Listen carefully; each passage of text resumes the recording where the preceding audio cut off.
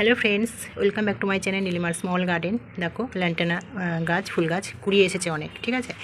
তো এই টবে, এই যে ঝুলন্ত টবে আমি রেখেছিলাম, তো এটা থেকে আমি এটাতে ট্রান্সফার করলাম।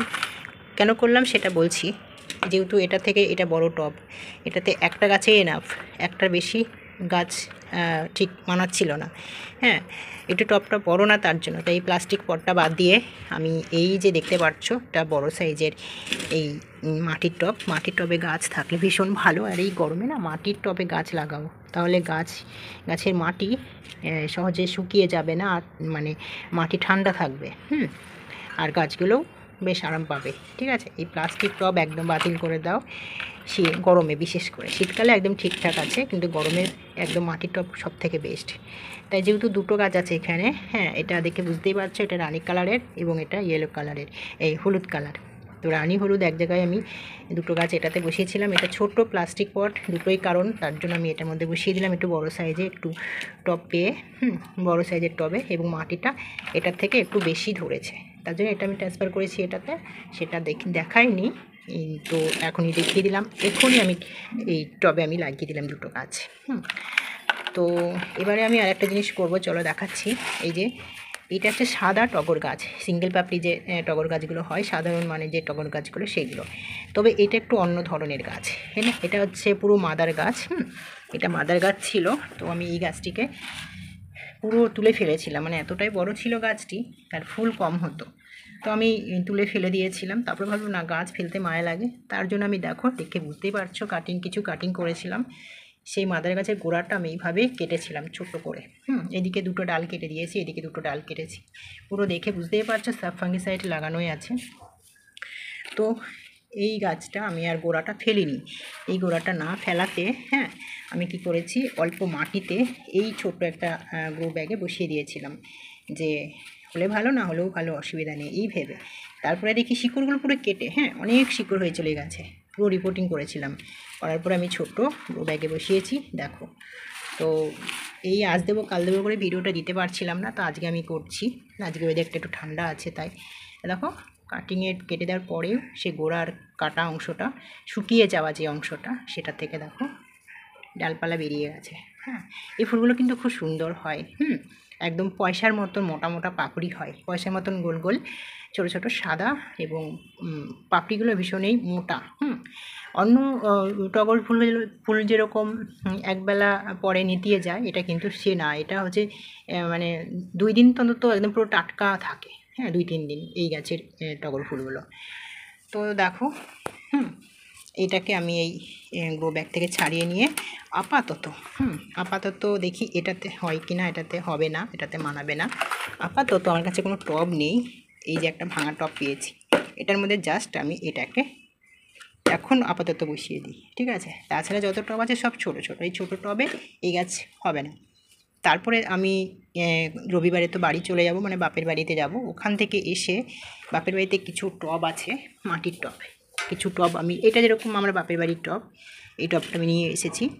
তো এবারে গেলে পরে আরও দুটো টব নিয়ে আসবো, তখন আমি এই গাছটাকে আমি ট্রান্সফার করব, ঠিক আছে। এখন আপাতত এটার মধ্যে বসিয়ে দিই, কারণ এটার মধ্যে যদি না বসাই, যেহেতু অল্প মাটি শুকিয়ে যেয়ে না গাছটাই মরে যাবে, তার জন্য আমি এটাতে একটু ব্যবস্থা করে দিচ্ছি। তো চলো, তার জন্য আমি একটু ড্রেন সিস্টেম করে নিই। দেখো আমি পুরো এই ড্রেন সিস্টেম করে নিয়েছি, ড্রেন সিস্টেম রেডি করছি। যতটা পারছি ইটের কুচি দিয়ে দিচ্ছি, টালি ভাঙা দিয়ে দিচ্ছি, কারণ ড্রেন সিস্টেমটা তাহলে ভালো থাকবে, হ্যাঁ, জল নিষ্কাশনটা ভালো হবে। তো দেখো, তো এবার এরকম করে ড্রেন সিস্টেম করে দিলাম। টপটা ভালো থাকলে তো কোনো ব্যাপার না, এখনও শক্ত আছে, জাস্ট ওপরেরটুকু ভেঙেছে, তো কোনো ব্যাপার না, আমি এটার মধ্যেই বসিয়ে দেবো। তো দেখো ড্রেন সিস্টেম একদম রেডি হয়ে গেছে, টপ ভাঙা আমি দিয়ে দিয়েছি। তো এবারে মাটি দিয়ে দেবো, এই দেখো মাটি ঢেলে দিলাম। এই যে এখানে যেরকমভাবে আমি বসাচ্ছি গাছটি পুনরায় নতুন টবে, সেরকম আমি এই যে ল্যান্টানা গাছটাও বসিয়েছি, ল্যান্টানা ফুল গাছ, ঠিক আছে। এবারে দেখো এইদিকে আমি গ্রো ব্যাগটা কেটে নিয়েছি। এবারে দেখো দেখাচ্ছি তোমাদেরকে, শিকড় কিন্তু খুব ভালোভাবে গ্রো করছে। এই দেখো মোটা একটা শিকড়, দেখেছো? এই শিকড়গুলো কিন্তু আমি এই শিকড় থেকে হাফ শিকড় কেটেই বাদ দিয়ে দিয়েছিলাম, বাদ দিয়েই আমি পুরো গ্রো ব্যাগে বসিয়েছিলাম। তো এবারেও আমি আর শিকড় কাটবো না। এবার যেহেতু ছোটো ছোটো যে সাদা সাদা শিকড়গুলো দেখছো, এগুলো ওই শিকড় কাটার পরে আবার নতুন করে শিকড় গজিয়েছে। এবারে দেখো, এই দেখো কত সুন্দর হয়েছে। এবারে মাটির মধ্যে বসিয়ে দিলাম, দেখো দিলাম। আপাতত এই টবে বেশ কিছুদিন থাকবে। তারপরে দেখি কি হয়। এখন আপাতত এইভাবে রেখে দিই। এই যে মাটি দিয়ে দিচ্ছে একে একে, দেখো ফাইনালি মাটি দেওয়া হয়ে গেছে, এটাতেও দেওয়া হয়ে গেছে। এবারে আমি এটার মধ্যে জল দেব, জল দিয়ে ছায়া ছেড়ে রেখে দেবো কদিনের জন্য। তারপরে আমি রোদে দেবো, ছাদে দিয়ে দেবো। আপাতত এই শেডের নিচেই থাকবে। আমি বাপের বাড়ি থেকে আসতে ফিরতে তাও 1 সপ্তাহ হবে। 1 সপ্তাহ পরে আমি এই গাছগুলোকে আবার রোদে রাখবো, ঠিক আছে? তো ততক্ষণের জন্য বন্ধুরা দেখতে থাকো আমার ভিডিও প্রথম থেকে শেষ পর্যন্ত। আর যখনই আমার ভিডিও দেখবে টেনে দেখবে না প্লিজ, তোমাদের কাছে রিকোয়েস্ট, টেনে দেখো না। আর যদি না ভালো লাগে একদম দেখো না। যদি ভালো লাগে তাহলে প্লিজ টেনে দেখো না, শেষ পর্যন্ত দেখো, ঠিক আছে?